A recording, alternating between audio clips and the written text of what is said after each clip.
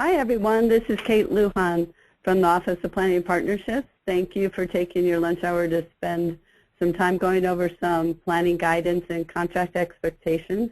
I'm in the Grand Junction field office and I have a few colleagues in Denver who will introduce themselves at this time. Karen Dorsey, Office of Planning and Partnerships. Jenny Muntali, HCP Unit Manager. Gina Fabrero, the Maternal and Child Health Unit Manager. Hi, I'm Jane Gerberding. I'm the local medical home consultant with the MCH Priority for Medical Home.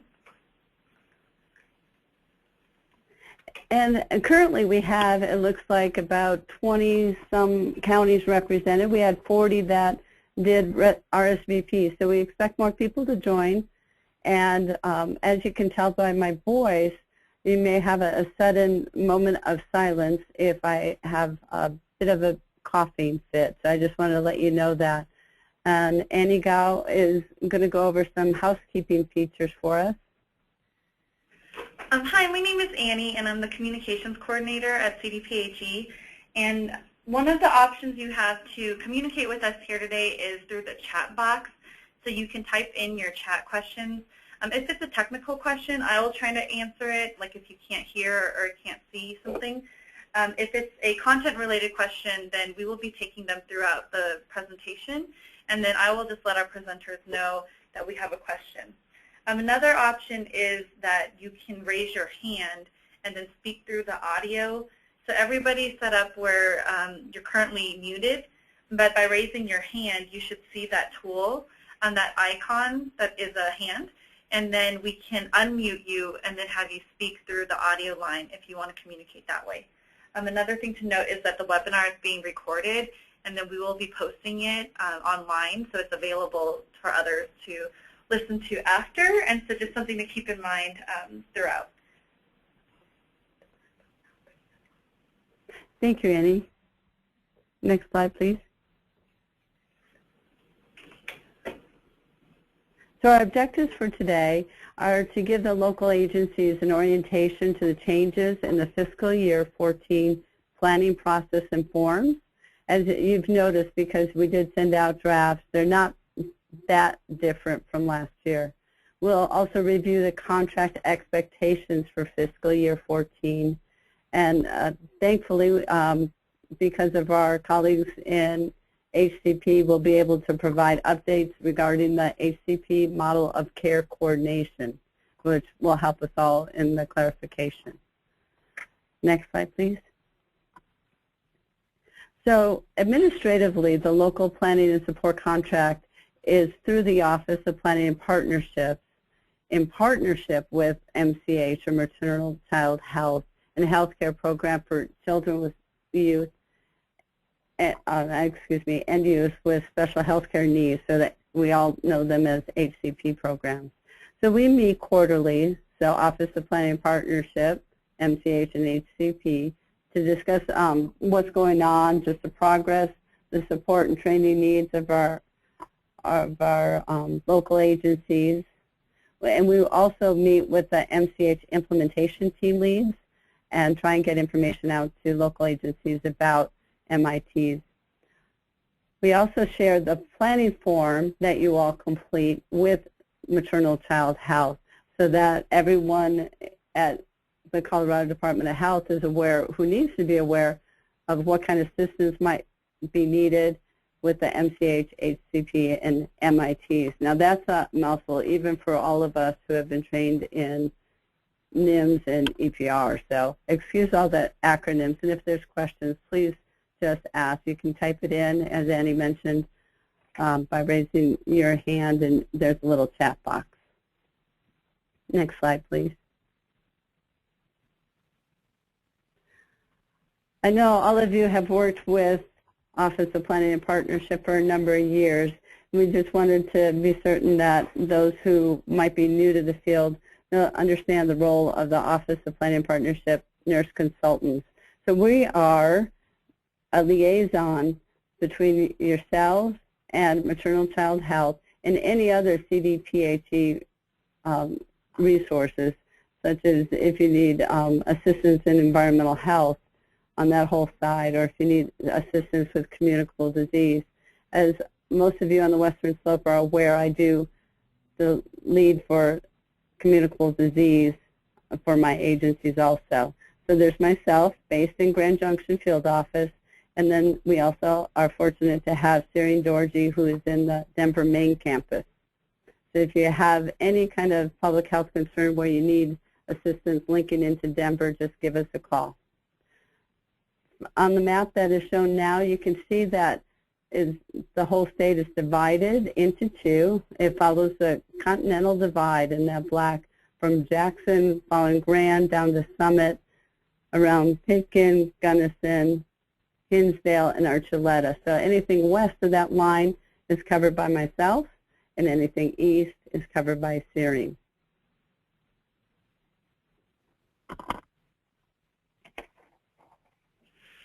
Okay, this is Jenny Muntali, and I'm going to talk a little bit about the support that HCP also offers to local public health agencies.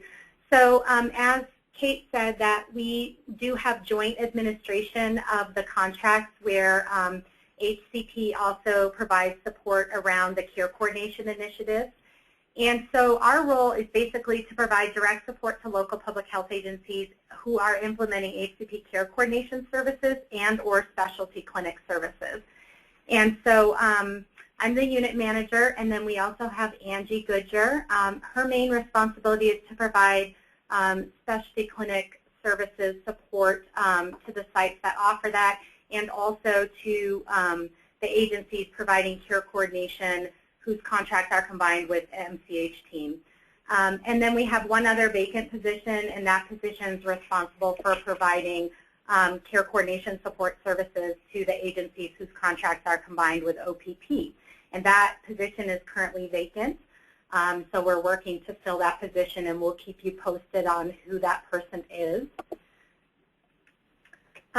Next, I'd like to just talk a little bit about FY13 implementation. I think this is always helpful to reflect on where we are now before we go into FY14 planning. So the first thing I want to say is just you guys have done some awesome work this year, and I just wanted to highlight just a couple of achievements just to show the extent of the work that you've done. So 24 of the 40 agencies used their MCH funds to complete their assessment and planning. And 12 of the agencies completed their local public health improvement plans. 42 counties implemented HCP care coordination services, providing support to over 600 families. 9 specialty clinic sites provided services to over 738 children, and that's to date through the middle of May. And I think a great just overview of our implementation for FY13 is our map. So I just wanted to share that with you. At first it looks a little bit overwhelming with a lot of lines on it. But basically the green counties are counties that have specialty clinics at their site. And so we have 9 specialty clinic sites, and those sites are hosted by 6 agencies. So we have contracts with 6 agencies for specialty clinics, and we have 9 sites where we hold specialty clinics. And those clinics are in the areas of neurology, orthopedics, and rehab. So the other boxes on the map of other counties, you'll see the ones that have hash marks through them. Those are counties that in FY13 elected to implement HCP care coordination.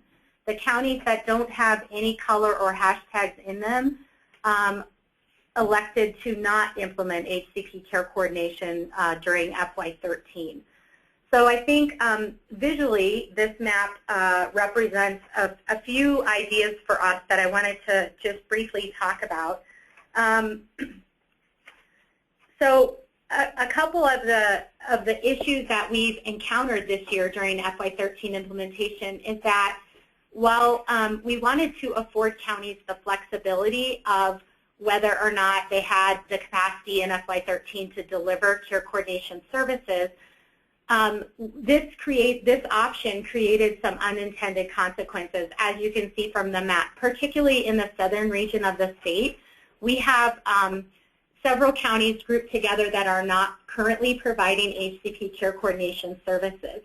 And what we have learned through the implementation of these specialty clinic services and also care coordination services is that this has created a few unintended consequences. One of them is that when we have children attending specialty clinics and they're coming from a county that does not provide care coordination services, the specialty clinic sites have some challenges in referring the child back to that county when the family does in fact need care coordination services. So we've had quite a few conversations both in the care coordination work group and in the specialty clinic work group about how we could potentially address some of those challenges. And some of the things that we came up with we're going to discuss in the webinar today as potential opportunities for us to correct some of these unintended consequences that were created by those options. So what I want to do is highlight a couple of those opportunities. So I'm going to move off of the map, but you have this slide that you can refer back to if you need to as I'm talking. So a couple of the opportunities that we highlighted that we want to ensure that we sort of outline in terms of the context of the webinar today is that the agencies that chose not to implement HCP care coordination services in FY13 have the opportunity to provide those services in FY14. So some of the things that we're going to talk about today are how we can do that. The other opportunity that we have is that we know in FY13, at least 12 of the agencies redistributed their MCH funding toward the development of their public health improvement plan. But now now that those plans are completed, there's an opportunity to redistribute those funds to actually implement HCP care coordination services. So we really see that as a great opportunity this year to have more counties implementing care coordination services. Also, another opportunity that we identified is that many of the counties that we spoke with, in October and November, we did some key informant interviews with the counties that had indicated on their FY13 planning form that they would not implement HCP care coordination services during that fiscal year. We actually wanted to talk to those counties about some of the reasons why they made that decision and maybe some of the potential challenges that they were facing. And so we talked to, we contacted 23 counties, and we actually interviewed 19 of those counties. And what we found out is that about 95% of those counties responded that they are in fact continuing to do information and referral for families of children with special health care needs. They're just not implementing the HCP model of care coordination. And so what we thought is this is an opportunity for the counties to implement HCP care coordination services and continue to get recognized for the work that they're already doing. So I think this is a great opportunity that we'll talk a little bit more about today. And then lastly, if agencies during the FY14 planning process feel like there's still some challenges that need to be worked through in order to get to the place that they're ready to implement care coordination services, we'd like to explore those opportunities with you and think ahead to FY15 planning. So those are some of the opportunities that we've identified and we'll talk on throughout the webinar today. So we just wanted to go over the local planning and support contract. The scope of the provision of each core public health service is determined by all of you. So we use the community health assessment, and we take into consideration the improvement plan. So all these things can differ a little bit across agencies based on your priorities, the funding, the capacity to assist, and then also how you're defining core services delivery to meet your local needs. So the goal, of course, is to strengthen Colorado's public health system by ensuring that the services are provided in some manner statewide. So in the previous years and in this one, the goal is to assure the provision of core public health services and participate in the assessment planning efforts at not only the state but regional and local level. And the funding, of course, is from the MCH block grant and state general funds. And I want to draw your attention to the mchcolorado.org link. It's a training tab, and it has information that's called MCH 101. A lot of useful, good information is available there. Next slide, please. So our timeline, and this is primarily for Office of Planning and Partnership, Syrian and I, as we go through the next year. I think all of you have received the draft planning forms. We'll send out the corrected ones and review them with you in May. We'll do our check-in calls as we did last December. So we'll arrange to have a phone conversation with each county, and Syrian has set up quite a few of hers, and I sent out an email asking for information on when in June is good for each of our individual counties. So we'll go through the progress on the selected MCH priority from last year, and then review some of your options looking forward to next year. We can further the conversations in July and have the forms returned to us by August 1st. Similar to last year, in December and January, we'll have check-in calls and invite the MCH and HCP teams to participate, especially if you all would like that kind of input. Annual report is again in April. Contract performance rating, which happens for us one time per year, happens in May. And then we also, the local planning and support fiscal year 15 contract documents should be sent out in May. At least that's what we're anticipating. And again, in May, June, we'll do the check-in calls as a final up and looking forward. So I believe you all received a copy of the contract expectations. For those of you receiving under $15,000 per year, we have the three options. Option one, address an MCH priority by customizing and implementing part or all of the state-developed MCH action plan.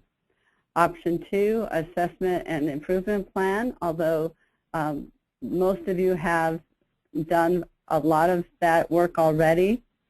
So we're looking at removing that entirely for next year, just as information about that.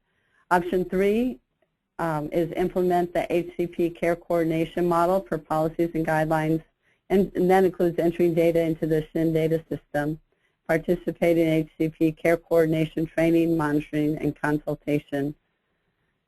For those of you receiving over $15,000, it is required that you implement the HCP care coordination model for policy and guidelines, entering the data into the SHIN system, and participate in HCP care coordination. And you may choose an MCH priority. Some of us aren't quite completed with the assessment improvement plan. So we know a few of you are finishing up with that, but we expect that most will choose one of the other options, as I mentioned. Thanks. Next slide. So I believe Jenny's, yeah. Yeah, I had it on mute. Sorry, Kate. So this is Jenny again. Sorry, we're in different places, so we're trying to mute and unmute. Sorry. So now we want to talk about the FY14 planning form. And as Kate said, if your county receives under $15,000 and you choose option 3 to implement HCP care coordination, or if your county receives between $15,000 and $50,000 and you're required to implement HCP care coordination, we have developed a form this year to guide the planning around HCP care coordination services. So we sent out those forms yesterday, and so my hope is that many of you received them. If you did receive them, I'm going to pull them up and go through them. So if you have your own copy, you can follow along. I'll pull them up on the screen as well. Before I go into the form, I just wanted to say a little bit about the purpose of the form because it is a new form. So the purpose of this form is for our HCP team at CDPHE to better understand how the agencies are operationalizing HCP care coordination services.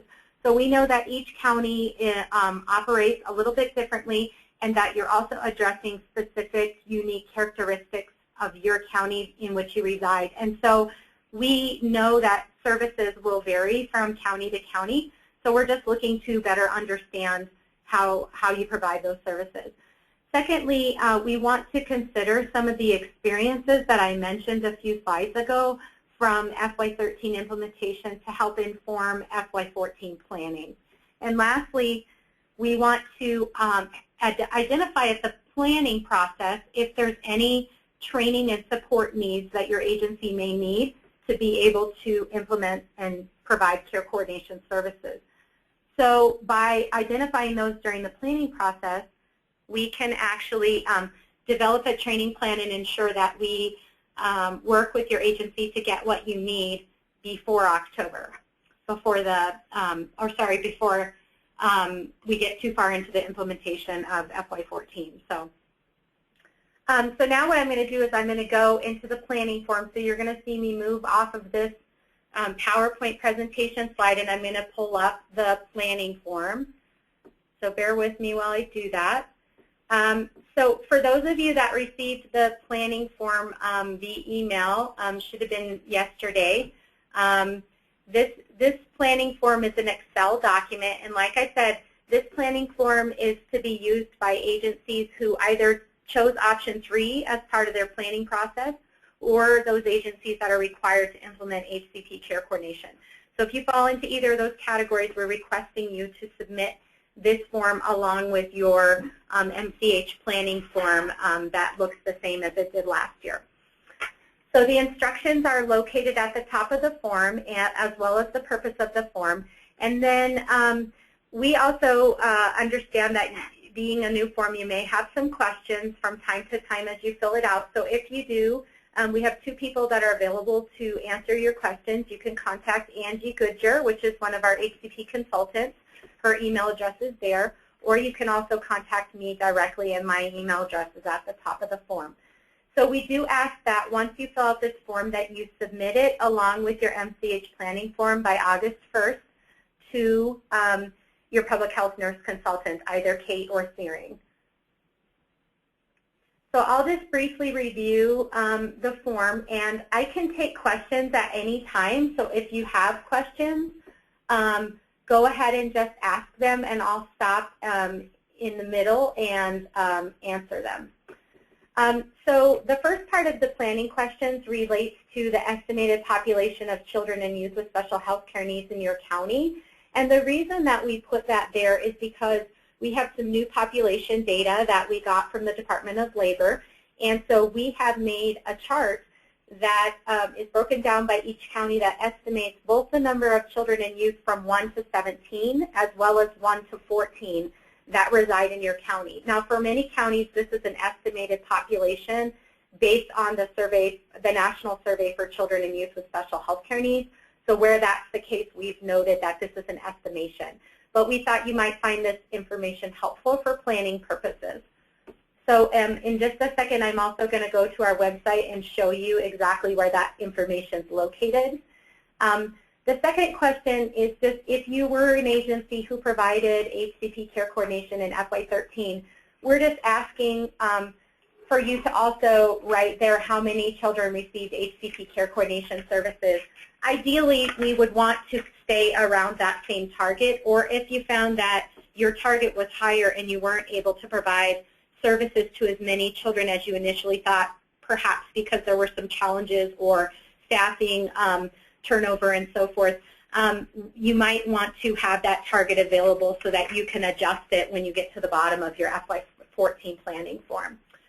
Thirdly, through our experiences in FY13, we have kind of developed a guideline for how many FTE is required to serve 50 children. So right now we have kind of a guideline that says, you know, for every 50 children that you provide with HCP care coordination services, including an action plan, that we recommend that you staff at least an FTE for that. And of course that FTE can be split across multiple staff from different disciplines, such as nutrition or social work, what the staff that you have available at your agency.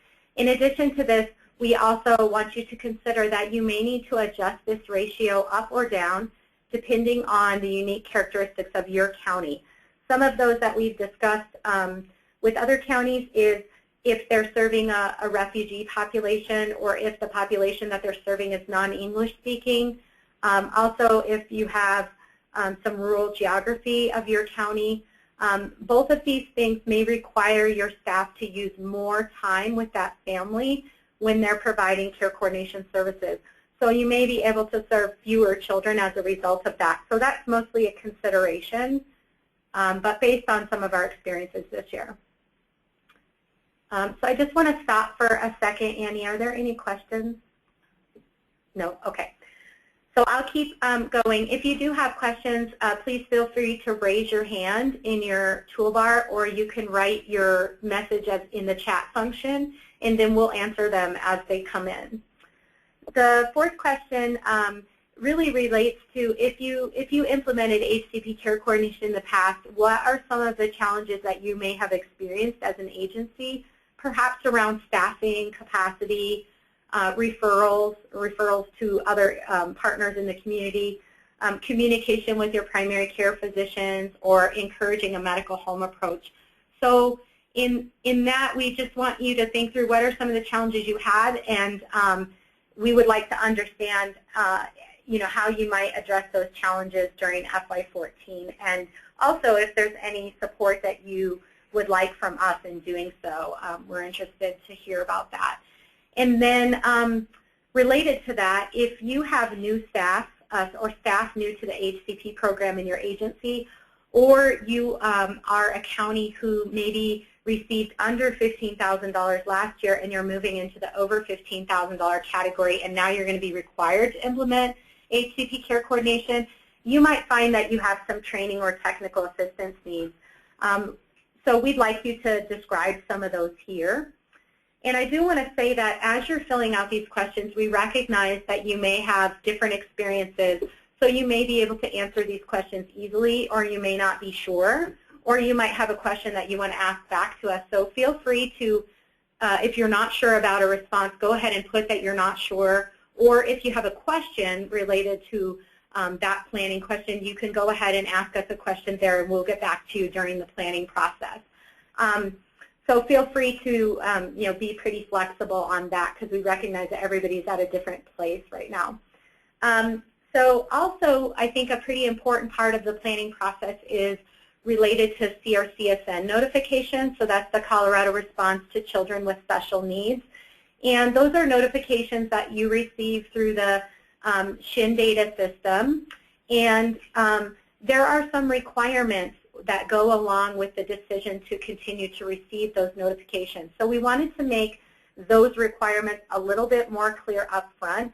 We experienced this year that some agencies elected to receive notifications but did not feel totally prepared about the expectations that came along with that decision. So we wanted to let you know that ahead of time so that you could carefully consider those expectations and see if it really is something that's a good fit for your agency. So you'll see at the top of that question, we actually ask you to tell us yes or no. Yes, if your agency wants to continue to receive notifications, and no if you do not. But some of the considerations that we'd like you to discuss internally are that as a result of choosing to receive CRCSN notifications, we have a set of CRCSN policies and guidelines located on our website, and that you are agreeing to follow those policies and guidelines by choosing to receive the notifications. Also for consideration is that you will be required to enter the responses for those notifications into the SHIN data system. So I think this has particularly been a challenge for those agencies that opted out of implementing HCP care coordination but received CRCSN notifications, because then they were still required to go in and enter those responses. So that may have caused some challenges just in terms of keeping up with the skills that are required to continue to enter into the data system. Another consideration is that you, as a result of choosing to receive the notifications, you are required to make an effort to contact the family. So we have had some discussions this year where some counties just found it helpful to be notified of those families in the counties, but they weren't necessarily following up with those families to try to help identify whether or not they need care coordination services. So because these notifications contain public or personal health information, we really cannot send notifications unless there's going to be a concerted effort on the part of the agencies to contact that family. So we just want to make that expectation clear up front. And then lastly, a change from FY12 to FY13 is that from about the middle of the fiscal year during FY13, there was a change in the number of notifications that you would get. So previously, you received multiple notifications for each hospital event for that particular child. But for FY13 and moving forward to FY14, you will receive only one notification one time per child. So you won't receive a notification every time the child's hospitalized, but you will just receive it the first time they're hospitalized, and then you won't receive it again after that. So that is a change from last year. So if those of you that found the volume of notifications to be a little bit of a burden, the volume should decrease as a result of this new notification process. So Annie, do we have any questions? Okay. So I'll continue. There's no questions, but please feel free to ask them at any time. And then the last part of the planning form is really just to now say, in consideration of all your responses above, number 7 is how many children will you support, where your agency support with an HCP care coordination action plan. So that's the full model of care coordination. And then separate from that, we want you to try to estimate how many children and families will receive information only. So if you're not familiar with that information only option, it is also part of the HCP model of care coordination.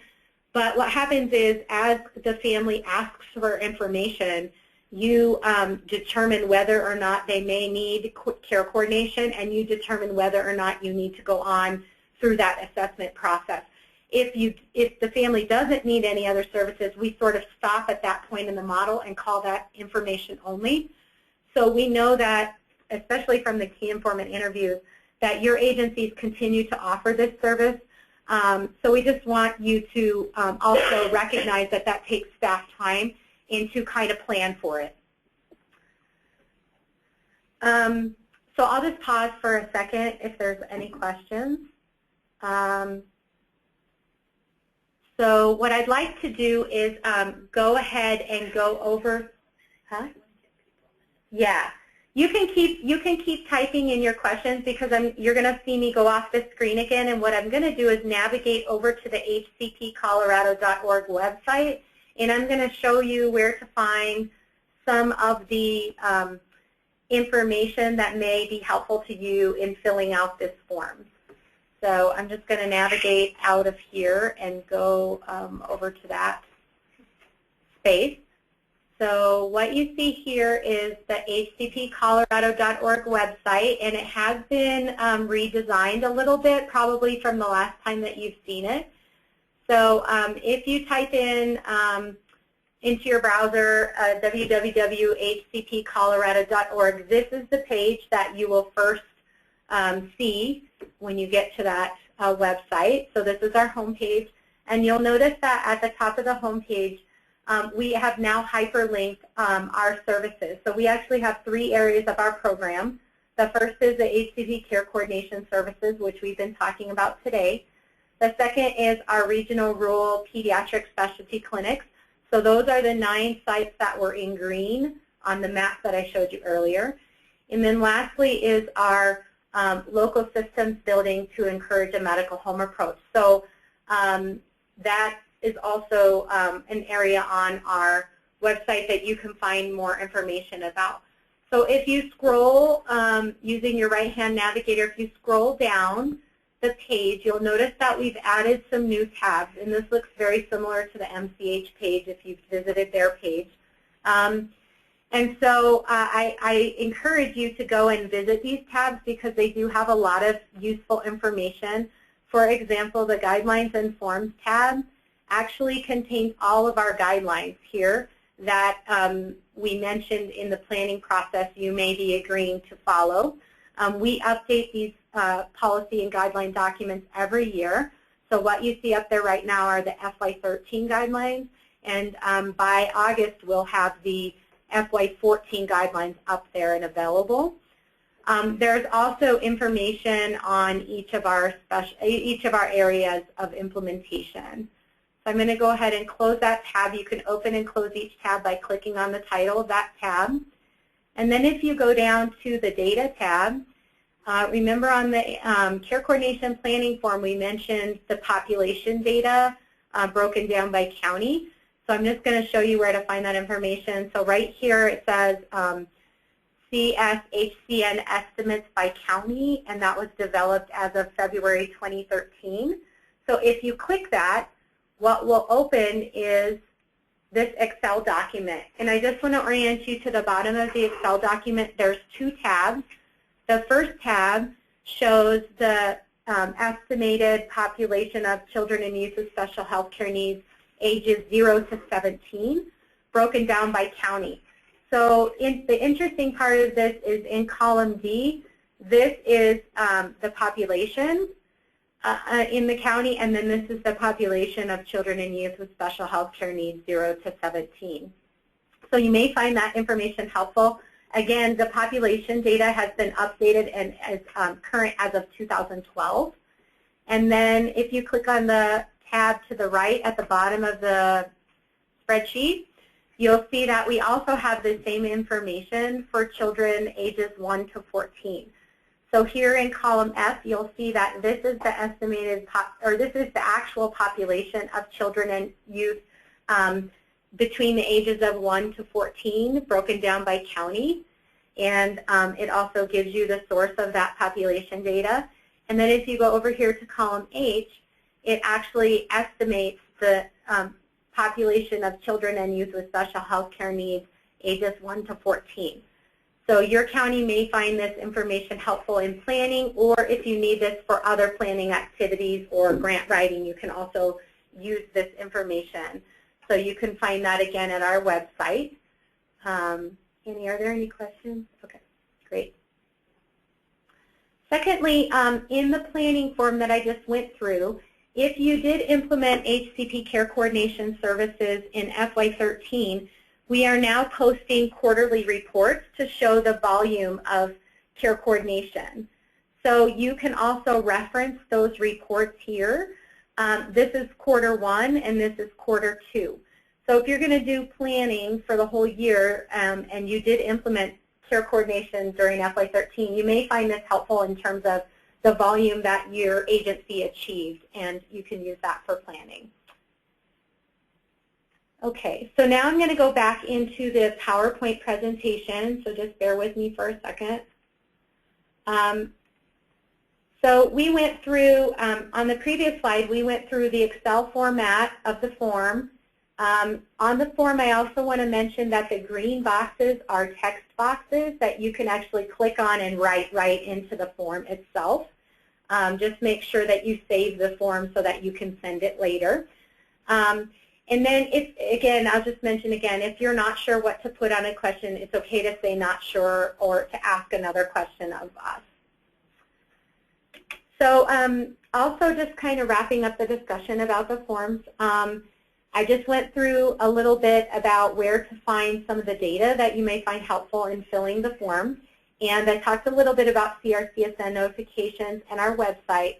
Lastly, I want to mention if you're having some challenges in pulling reports from the SHIN data system to use for planning purposes, we do have a SHIN data system help desk. And the person that mans that desk is Dale Nakamus, and I put his phone number there.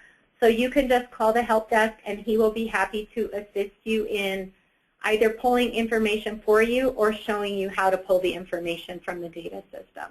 So please feel free to utilize him as a resource. Okay, so now I do want to go into a little bit more about care coordination itself. I know in terms of planning, if your agency is one of those that did not implement HCP care coordination services last year, We have some updated information that we want to share with you, and we hope that you use in consideration of your decisions this year. So we have a number of work groups that are working on defining care coordination, and so we wanted to share that most current definition with you. And I'm not going to read it to you because it is there on the slide in front of you, but I do want to highlight a couple of things. I think, firstly, the newer thinking around care coordination is that it's much more than coordinating just medical care, but it does include coordinating behavioral, developmental, educational, financial, and even social needs of families. So it's a much broader definition, and again, I think this is really nice because I think this fits very well with what you're already doing at the county level. Many of these activities, you're already providing support to your families in these areas. So I think in that way, many of you have expressed to me that you are, in fact, providing some form of care coordination, but that it just might not be the HCP model of care coordination.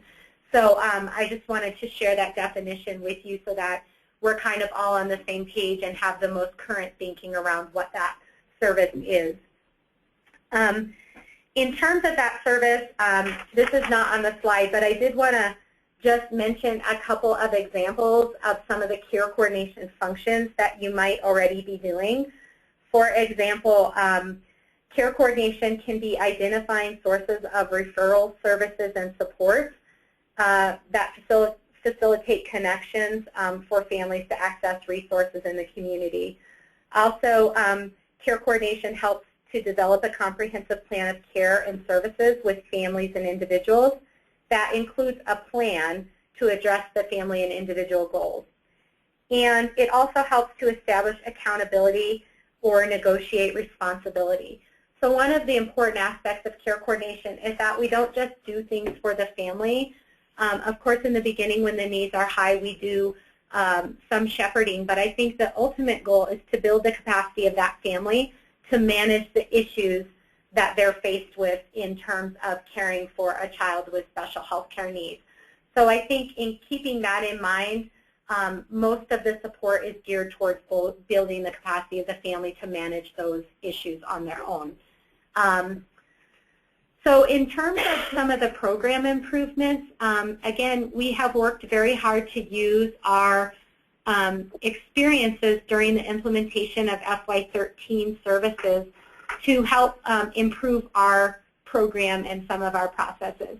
So these are just a few of the examples of improvements that we've already made to date. The first thing is that we just finished a care coordination work group that made our forms, our care coordination forms, simpler and more user-friendly. This helps people want to use them in terms of serving their family. Secondly is that we are working to build out the data system to mirror these more user-friendly forms. What this means is that you would actually be able to speak with a family and enter their data right into the data system because the data system mirrors the forms. So that's also an improvement over last year. Thirdly, as I mentioned in the beginning, we did do key informant interviews with the counties that did not provide HCP care coordination in FY13. There were 19 of them, and we used much of that information to both improve our planning process and also to help understand how we can support counties that may be experiencing some challenges or barriers to implementing care coordination services. And lastly, we made some improvements to the CRCSN notification process to hopefully make that easier for agencies to receive and follow up those notifications. So last year, I think the whole opt-in, opt-out discussion really presented a picture of an all or nothing. Either you choose to do care coordination or you don't.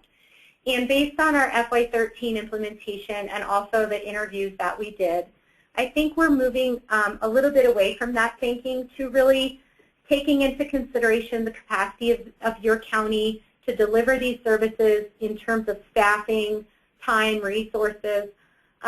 We really want to consider a spectrum of care coordination in terms of considering the number of children that you could provide with care coordination services rather than an all or nothing.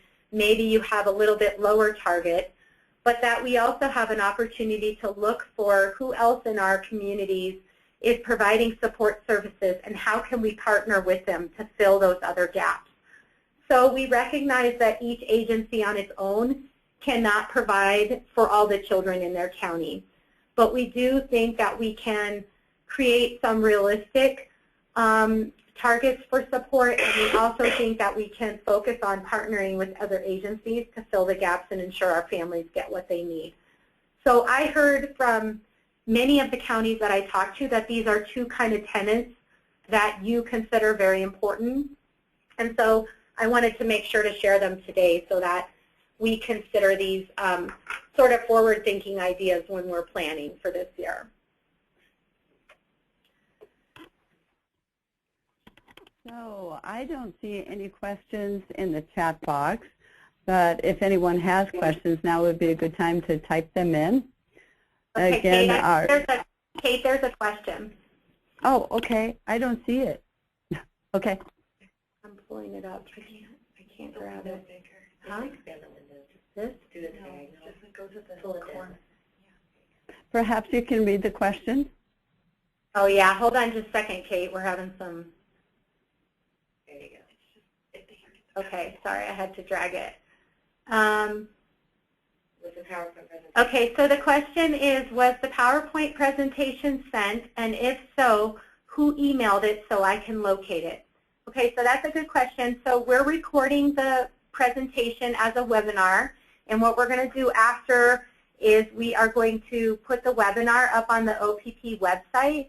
So you'll be able to access all of the slides and forms as well as listen to the webinar over again if there's people who missed it today. So we did not send out the PowerPoint presentation ahead of this webinar today, but we will make it available to you after. Any other questions? Okay. Go ahead, Kate.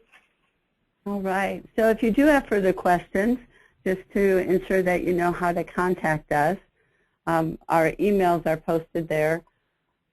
And I think we're both, Siri and I, are available by phone fairly regularly and by cell. And most of our counties have that information. And again, Angie is very readily available, responds quickly, even though she has been traveling quite a bit. So you may get a message from Angie, as I have, after hours and early in the morning, and with the best time to reach her. So that's been very helpful.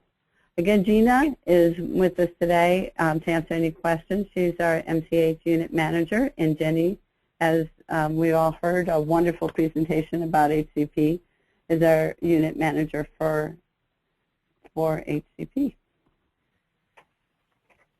Did any other questions come up that you all can see? No, I can't see any questions. Do you want me to go to next step? Yes. Thank you. So we'll continue in the next month or so with our progress and planning calls. So again, if you could email me if you have a preferred date and time in June, or several of them, and Siri, I think, will send out her appointments shortly if you haven't received those. We'll continue the discussion of the planning forms throughout July. So we would like the submission of the forms by August 1st. And the location of the webinar will be posted, as we mentioned, on Office of Planning and Partnership. But I believe both Siri and I will send out an email with that link.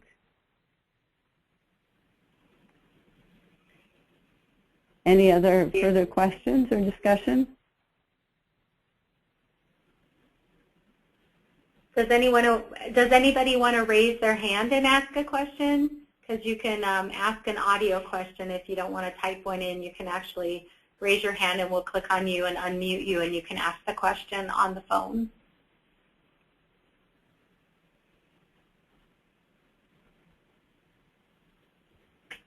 Okay, it doesn't look like, Kate, anybody has any questions right now. Okay. Oh, question. Great. Wait, sorry. Oops, Right. Is there one?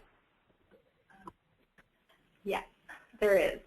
Thank you for asking a question. So the question is, who do we contact if we did not receive the forms yesterday in the email? So Kate and I will be sending out, this is Syrian, Kate and I will be sending out the forms again, and all the information on the webinar within the next week, I promise. There's some small modifications to our website that I need to make first, and then we will send the forms out this week.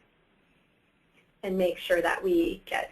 So I think it's also, you could probably send Kate or Searing an email if you didn't get the forms, just so they make sure to add you or some of your staff that needed the forms to the list of contacts. And that could certainly have been the issue. If you didn't receive it, it could be that a different person was listed for your county. So we appreciate updates on staffing changes as well. Yeah.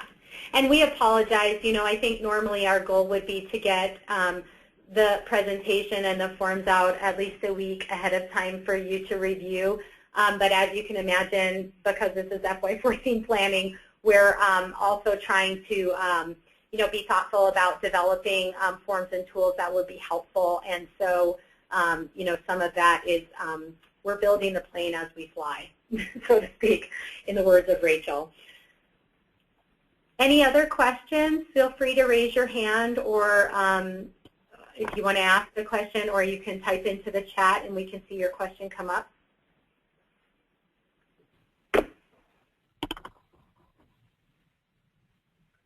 Okay. Yeah, do you want me to ask? Yeah. What do you guys think of the planning form? I mean, I'm hearing that some of you didn't receive it. For those of you that did receive it, what do you think about it? Do you think it'll be helpful, or do you see it as extra work, or what are your thoughts about it? We'd like to hear from you. So in answer to the question that just came up as far as if Syrian has sent the forms out yet, Syrian did send them out last week, and you should have gotten them last week, but I will resend them out within the week to everybody again, and make sure that you receive them. And you have appointments that you should have in your calendars too. Okay. So there's another question. The question is Annie Whitehouse still a contact for HCP? So some of you might have received an email went out this morning that effective yesterday, Annie resigned from the HCP team, so she is no longer a contact. I think, though, we had sent out the forms already ahead of time.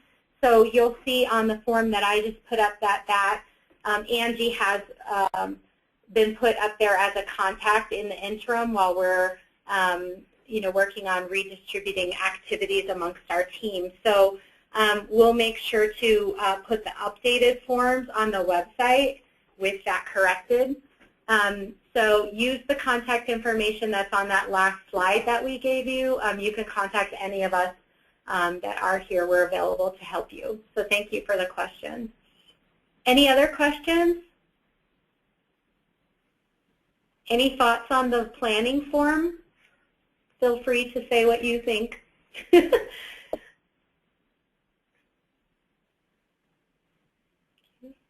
That may be a question we can ask Jenny also when we do our check-in calls, because I think a lot of us are hands-on people, so we have to use the form and go to the website and kind of modify the way we used to do things to get a love for the form, which I think we will.